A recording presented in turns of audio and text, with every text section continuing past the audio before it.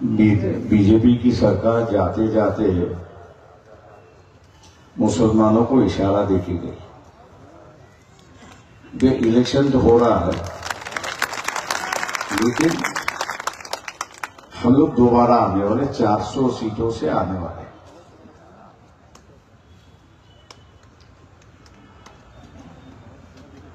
और आने के बाद जो इशारा हम लोग ने दिया है एनआरसी का और सीएए का, कि जिसने इतने दिन लागू नहीं हो रहा था क्योंकि उसकी कानूनी प्रक्रिया पूरी नहीं हुई, जो उसके जो रूल्स एंड रेगुलेशन बनने थे वो नहीं बने थे। लेकिन जाते जाते उन्होंने मुसलमानों को इशारा दिया कि हम रूल बना के जा रहे, दोबारा अगर हम सत्ता पे आए तो एनआरसी और सीएए लागू होगा, जिसके पास नागरिकता है वो जिएगा, जिसके पास नागरिकता नहीं है वो जेल में जाएगा। अब फैसला करना है, अब ये मुसलमानों को फैसला करना है कि आजाद रहना है या जेल में जाना है। तुम्हारे कागजात भी रहे तो वो कहेगा फेल, क्योंकि सरकार उसकी है, अधिकारी उसके हैं, ऊपर से जो ऑर्डर आएंगे वही उसको अमल करेगा। और ये जो लोकसभा चुनाव का जो खतरा है, ये सबसे बड़ा खतरा जो मानता हूं कि मुसलमानों पे है। इस सरकार के निशाने पे वो हमेशा रहे हैं पिछले 10 सालों से।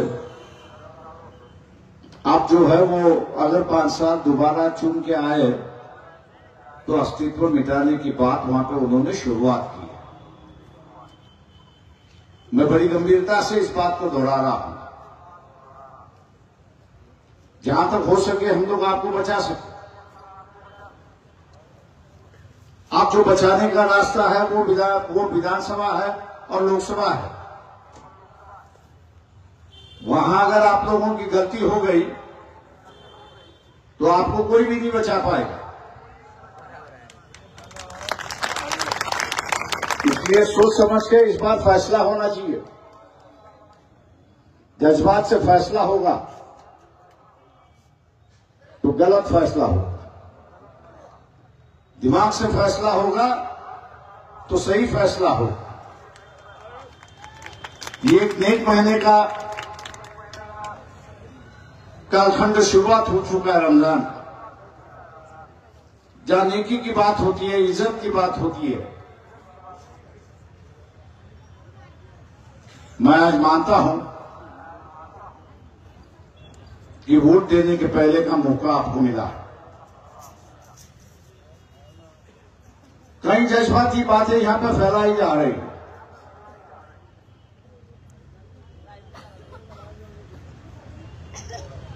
मैं नाम नहीं लूंगा जो फैलाने वाले,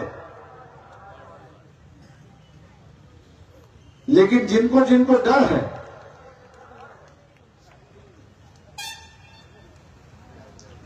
कि राजनीति में जो रोटियां सेकते हैं, बदलाव की राजनीति आएगी तो रोटी चले जाएगी।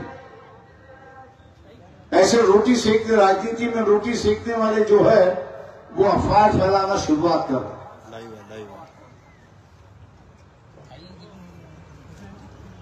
जिन संगठनों से मैं बात करना चाहता, समझौता करना चाहता, उन संगठनों को सामने मैंने परिस्थिति रख दी।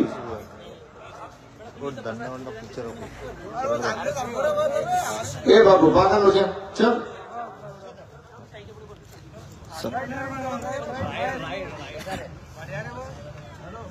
परिस्थिति रखना चाहता था कि जालना के जो जनाने पाटिल है, उनके नाम से जो आंदोलन शुरुआत था, उनके संगठन से शुरुआत हुआ। जो गरीब मराठा है,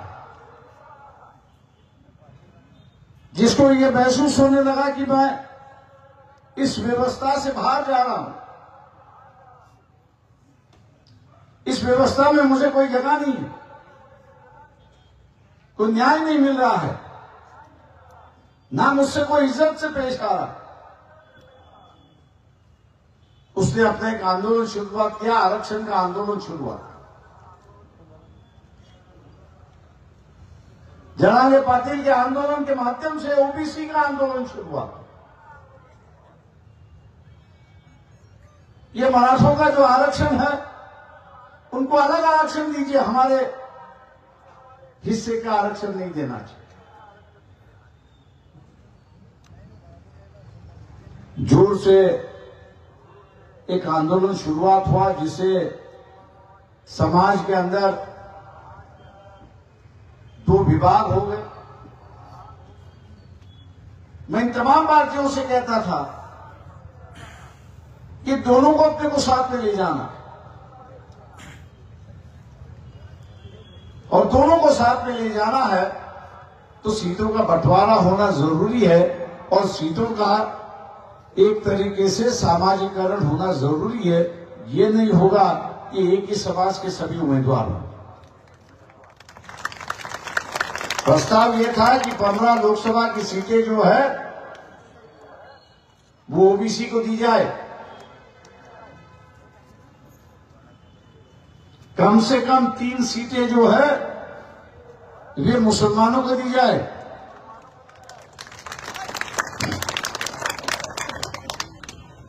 लेकिन आज आप एनसीपी की लिस्ट देखिए, कांग्रेस की लिस्ट देखिए। मैं उद्धव ठाकरे शिवसेना से उम्मीद नहीं करता हूं कि अभी अभी वो धर्म की राजनीति से बाहर निकलकर सेक्युलर की राजनीति पे चलने लगे। इसलिए मैं उनसे उम्मीद नहीं करता हूं कि वो मुसलमानों तक पहुंच पाएंगे। लेकिन ये दोनों पार्टियां मुसलमानों के वोट ले चुकी है, सेक्युलरिज्म की दुआ देती है, लेकिन दोनों के लिस्ट में मुसलमानों को जगह ही नहीं है, नुमाइंदगी नहीं है। और आज यहां शुरुआत करो,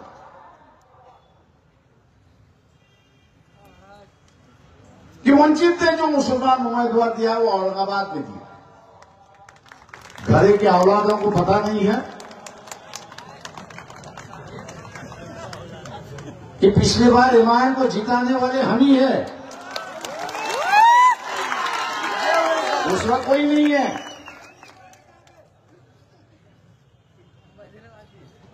मुसलमानों के पास दूध है, तुम्हारे पास में शक्कर है।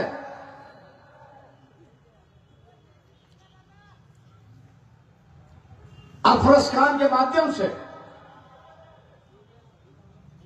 वंचित बहुजन आघाड़ी ने वहां मुस्लिम नुमाइंदा वहां पे खड़ा किया और कहा है वहां के मुसलमानों के कि हमारे पास शक्कर है, आपके पास दूध है, दोनों का अगर मिलाप होता है तो मिठास इतना ही पैदा हो जाए।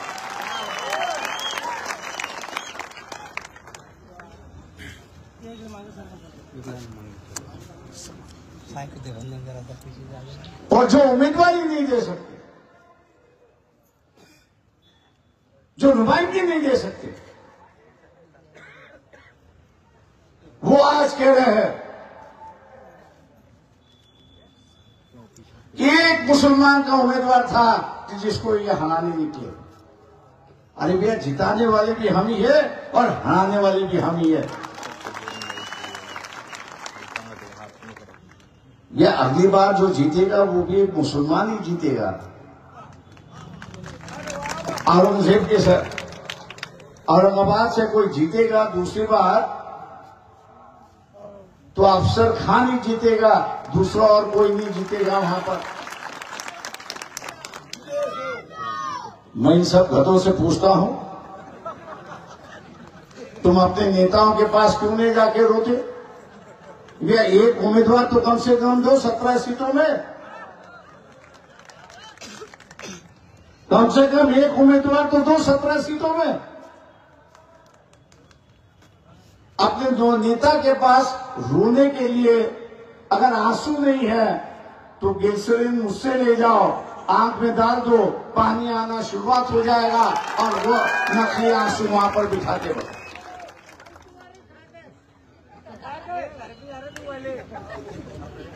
दोस्तों,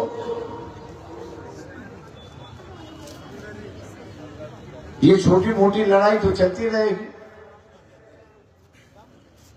लेकिन जो बड़ी लड़ाई है वो एनआरसी की लड़ाई है, सीए की अमल करने की लड़ाई है। वो अगर अमल हो गया तो मुसलमान तो मरेगा ही तो मरेगा, उसमें कोई दोबारा नहीं। तो लेकिन उसके साथ में यहां जो नोमैडिक ट्राइब्स है, बीजेएनटी अपन जिसको कहते हैं, एनटीडीटी जिसको हम कहते हैं, कि जिनको ब्रिटिशों ने 1860 में कैदी बनाया था, कानूनी कैदी बनाया था, अपने गांव से उठा के और कई जगह रखा था, उनके पास भी आपकी तरह कागजात थे, उनके पास भी कागजात नहीं है। तो इस बात को मेरे ख्याल से हम लोग को फैलाना है कि एनआरसी और सीएए का बली ये सिर्फ मुसलमान नहीं है। तो यहां जिनके जिनके पास कागजात नहीं है, पुरखों के कागजात नहीं है, पुरखों के गांव कहां है इसकी जानकारी नहीं है, वो सभी यहां पर शिकार होंगे और सरकार के कैदी होंगे। ऐसी एक परिस्थिति है। दोस्तों, मैं अपनी बात नहीं कह रहा हूं,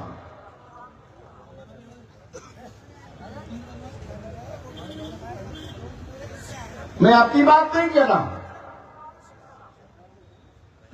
इस देश के फाइनेंस मिनिस्टर कौन है, अर्थ मंत्री कौन है, सेंटर के अर्थ मंत्री कौन है, नाम याद है? कमाल की बात है।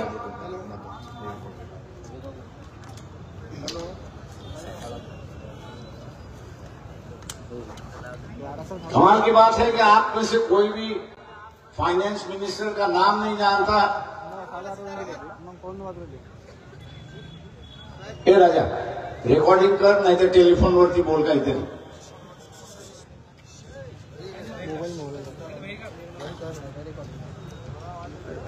फाइनेंस मिनिस्टर का नाम क्या है? सीतारामन। ये किसी को याद आया, अच्छी बात हुई, आभारी आपको धन्यवाद देता हूं।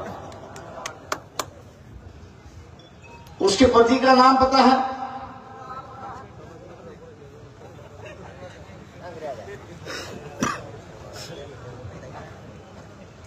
राममोहन करके उनका नाम।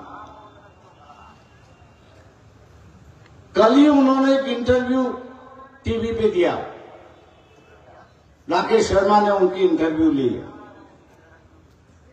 और उस इंटरव्यू में उन्होंने कहा जो बात अपनी पति नहीं कह सकती थी, पत्नी ने पति से कहा और पति ने आपके पास पहुंचा दिया और ये कहा कि लोगों को आगाह कर दो कि अगर दोबारा मोदी चुन के अगर आता है, आरएसएस बीजेपी की सरकार अगर चुन के आती है, तो 2019-29 का चुनाव पार्लियामेंट का भी नहीं होगा, असेंबली का भी नहीं होगा और ग्राम पंचायत का भी नहीं होगा। कोई चुनाव नहीं होगा। डेमोक्रेसी का अंत होगा और हिटलरिज्म का शुरुआत होगा। डेमोक्रेसी खत्म होगी, प्रजातंत्र खत्म होगा और तानाशाही का राज यहां पे शुरुआत होगा। क्या आप तानाशाही का राज चाहते हो? क्या आप तानाशाही का राज यहां पर चाहते हो? आगाह करने की बात जहां तक थी वहां पर आगाह आपको करवा दिया। अब आपको जागना है या सोना है, इसका फैसला आपको लेना है। इसका फैसला आपको यहां पर लेना है। सरकार के में बैठे हुए, मंत्री पद पर बैठे हुए और आंडू पांडू मंत्री नहीं, तो इस देश की तिजोरी जिनके हाथ में है, पूरी हाथ में है, ऐसे मैडम सीतारामन उनके पति ही कह रहे हैं, और पति जो है अपने पति के इशारे पे कह रही है कि भैया मोदी को वोट मत दो, नहीं तो 29 का जो है लोकसभा इलेक्शन नहीं होगा और तानाशाही का राज शुरुआत होगा। ये तानाशाही के राज पे मैं मुसलमानों से पूछना चाहता हूं, तानाशाही के राज में मुसलमानों को पूछना चाहता हूं, क्या आप नमाज अदा कर पाओगे? हरियाणा की एक फोटो निकली, अजान नमाज पढ़ते पढ़ते पुलिस उसको उठा रहा है और लात मार, पुलिस उसको नमाज पढ़ने की इजाजत भी नहीं दे रहा। कल यह होगा कि मुसलमान यहां का बंदिश हो गया। क्या यहां का मुसलमान बंदिश होना चाह रहा, इसको फैसला करना होगा। अगर आप बंदिश नहीं होना चाहते हैं, जो एनआरसी और सीए के साथ में लड़ने की हिम्मत रखता है, जो पार्टी लड़ सकती है, उस पार्टी के साथ मुसलमानों ने जाना चाहिए। ये ऐलान मैं मुसलमानों से यहां पर करता हूं। कांग्रेसी मुसलमान जो है वो बहकावे में ले आ रहा है।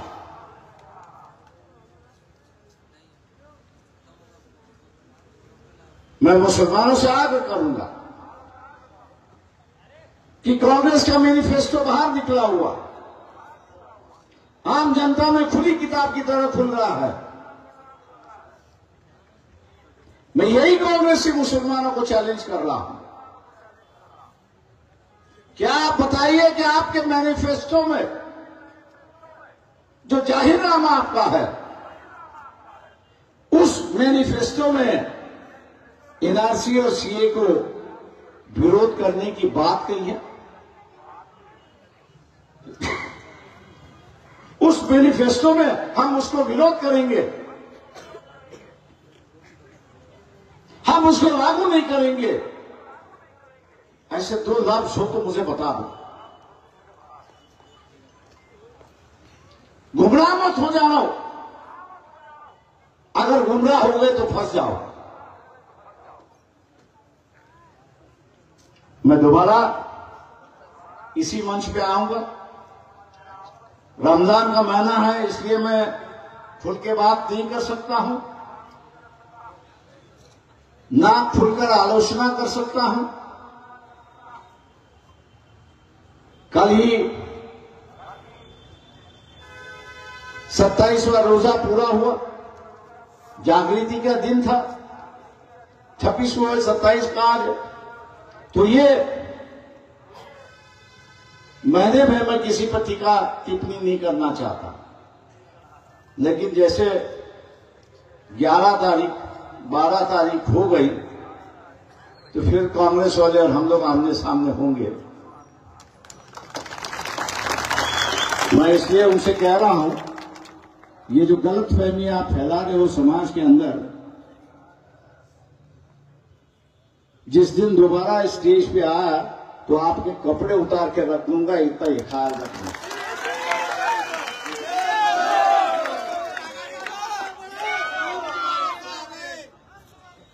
मेरी लड़ाई आपसे नहीं है,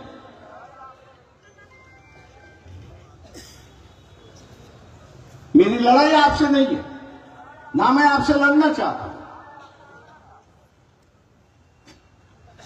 पूरी महाराष्ट्र में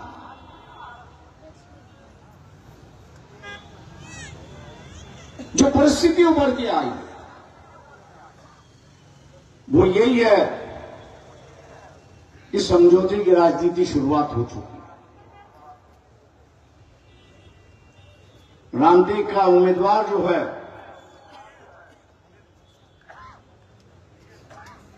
जानते हुए भी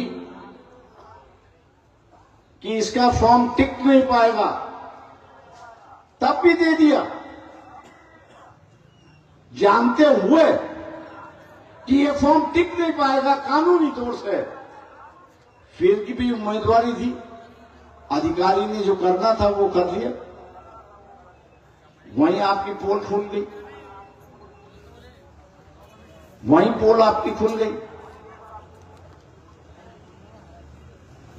कि आप किसके साथ थे, आपके किसके खिलाफ हो, ये परिस्थिति दिखाई दी। और इसलिए मैं मुसलमानों से और आम लोगों से आगाह करता हूं कि जैसे ये मुसलमानों को ठग रहे हैं उसी तरह किसानों को भी ये ठग रहे हैं। कपास जो इस साल में 10,000 पर क्विंटल होना चाहिए वहां पहुंचने नहीं दिया। सोयाबीन यहां पर जो है 5,000 का रेट होना चाहिए लेकिन वहां भी उसे पहुंचने नहीं दिया। ये एक साजिश है, ये लुटेरों की सरकार है। टमाटर जब बाजार में आए तो 10 रुपए और 15 रुपए के भाव थे। 3 हफ्ते हो गए और बाजार से टमाटर हवा में उड़ गया, पता ही नहीं चला कहां था। और टमाटर के दाम जो है वो आसमान छू गए, 120, 125 रुपया महीने भर का वो रेट रहा। और महीने भर के बाद वापस टमाटर जो है वो 25 रुपए में आया। मैंने किसान से पूछा, भैया ये बता कि हर महीने टमाटर आते हैं क्या पेड़ को? तो बोले सर क्यों मेरी मजाक कर रहे हो?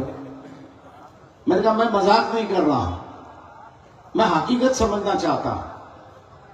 मैंने कहा पिछले महीने टमाटर का भाव जो है वो 125 हुआ और इस महीने में टमाटर का भाव वो 25 हो गए। मैं जब बाजार में जब तक टमाटर नहीं आता तब तक भाव नीचे नहीं होता। बोले सर टमाटर तो आके चले गए, अभी जो आएंगे वो उसको 6 महीने और लगेंगे। उस बेचारे ने हकीकत बता दी मुझे कि टमाटर जो है उसकी अगली फसल जो है वो 6 महीने बाद आएगी। तो ये अलीबाबा 40 चोर ने जो है टमाटर कहां गायब किए और कहां लाए। लेकिन ये जो 2 अलीबाबा 40 चोर जो दिल्ली में बैठे हुए हैं, इन्होंने कोई पैरवी नहीं की, लूट होने दी। और जैसे पता चला कि अब इलेक्शन का फंड निकल गया है तो वापस टमाटर मार्केट में आ गए। ये लूटने का एक नया तरीका बन चुका है। या आप कहोगे कि ये 45,000 का कैलकुलेशन कहां से लिया है?